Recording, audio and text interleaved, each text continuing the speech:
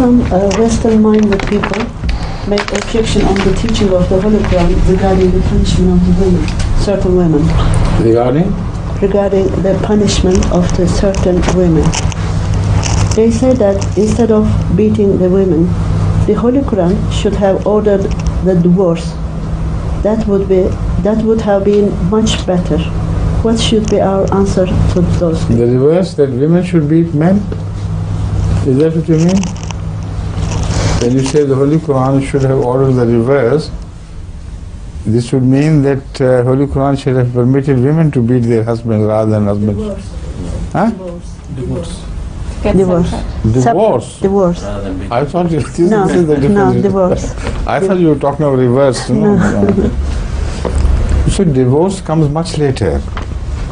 At every family feud, you can't give divorces. This is not a small thing to happen, because once man and woman are married, they are married apparently and primarily with the purpose of being married for life. That is the objective.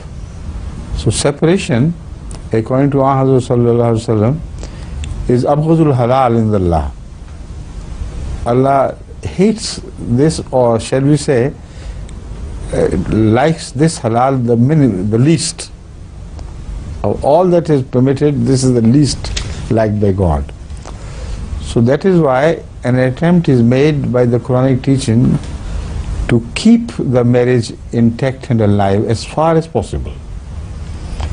In this situation, as I have made clear before, it's a teaching which cannot be improved upon. If for the time being we forget this teaching, what do we find in ordinary affairs of humans, whether Muslims or non-Muslims? There are daily fights, and most often men who are powerful and strong and also roughly made, they do not hesitate to beat their wives.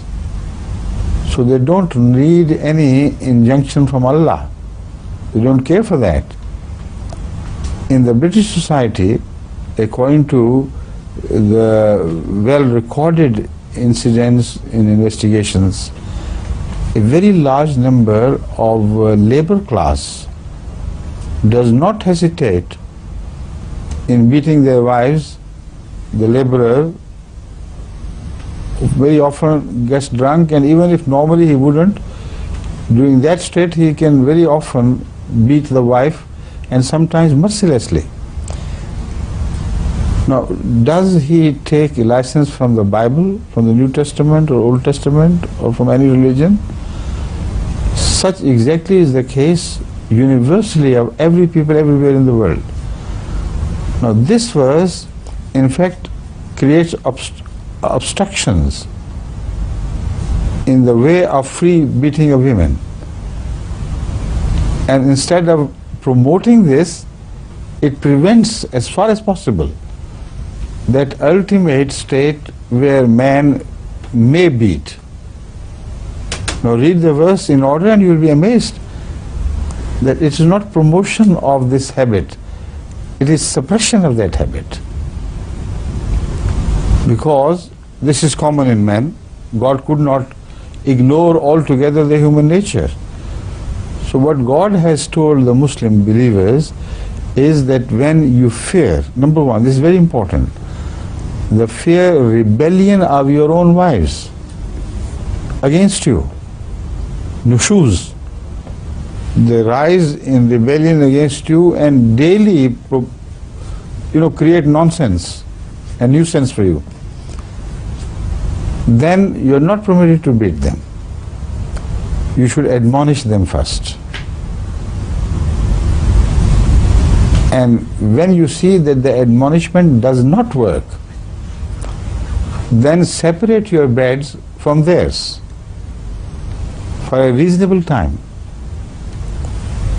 Now, separating the beds is not a punishment to the woman who is rebellious. It is a punishment to the man who is gentle, because she would say, good riddance, all right, go to hell and get to remain locked within your room, don't enter mine.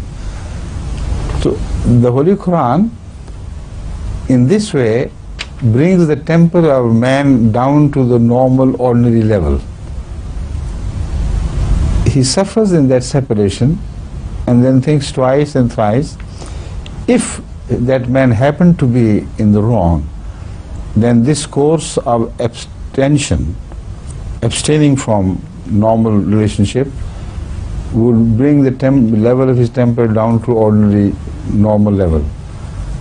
And then it is more likely that they reconcile with each other. Now, at the end of this period, if the wife continues to be rebellious and vicious in her behavior, then what should be done? Should she be handed over to the police? Would that be better? Or a normal, moderate chastisement should be permitted to the husband? I think to go to the police for such cases and invite others in trouble, and also to try to have the wife imprisoned, is much worse solution than this one which the Quran proposes. And that also with certain conditions, very strict conditions. You should not beat on the face, you should not beat like this, you should not beat with any hard rod, you should not beat in a manner that leaves an imprint on the skin of the woman. So this is what the people normally do not do. Whenever you hear of cases of men being cruel to the women, even in America, these cases outnumber all such cases ever committed in the world of Islam. Daily in Harlem, in the streets of New York and other places, Washington, etc., these cruel beatings are recorded, which sometimes end up in death. For small, disagreements and rows, men go to that extreme. So Islamic teaching could not be completely unrelated to the realities of life. If it would be, this would be not be a book, a divine book, it would be a man's imagination. So the Holy Quran remains adhered to the realities of life, yet polishes human nature, instructs it, and improves the quality of humans in dealing with each other.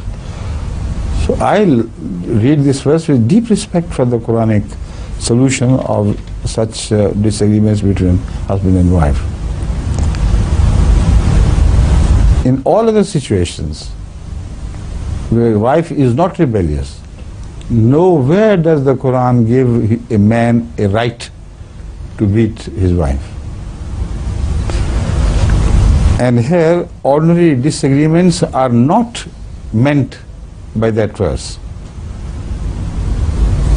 Now, the best model of the understanding of the Quran was Hazrat Muhammad Rasulullah sallallahu alaihi wasallam himself. You can't imagine a better model of the Quranic life. And he had disagreements with his wives. Many a time the disagreements were one-sided. If you study those events, you will find that it was always an excess committed by the wife, not by Muhammad Rasulullah sallallahu alaihi wasallam. Yet he did not raise even his little finger against his own wives. Did you not understand the Quranic injunction that when in disagreement you start beating? Even when the beds were separated for certain other reasons, at the end he did not beat any wife, anywhere, any time. So the Quran must be understood as it was understood and practiced by Hazrat Muhammad Rasulullah sallallahu alaihi wasallam. And if you read this verse in the light of Hazrat Muhammad Rasulullah sallallahu alaihi wasallam's conduct, then this verse would rise in glory and beauty in your estimation, rather than being censured as some people unfortunately do that. But because the time is over, I think the translation should be done tomorrow. Okay? Inshallah. سأقدم لحضراتكم ترجمة الإجابة التي قدمها حضرة أمير المؤمنين في لقاء الغد إن شاء الله. شكرا على حسن المتابعة والسلام عليكم ورحمة الله وبركاته. السلام عليكم ورحمة الله وبركاته.